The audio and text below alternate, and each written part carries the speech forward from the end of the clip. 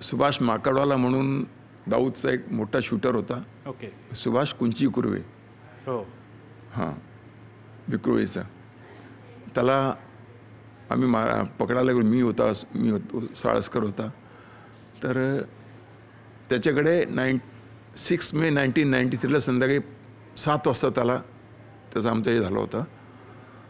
त्याच्याकडे त्यावेळी AK-56 होती, फोल्डेड ती पण. ओके. AK-56 folded. त्यावेळी मुंबई पोलीसकडे AK-47 सुद्धा नव्हती. AK-56 म्हणजे AK-47चं पुढचं व्हर्जन. मुंबईकडे फक्त मुंबईकडे त्यावेळी कारवाईन्सच होत्या. माझ्याकडे कारवाईन होती. तर त्याला आम्ही म्हणजे न्यूट्रलाइज केलं होतं.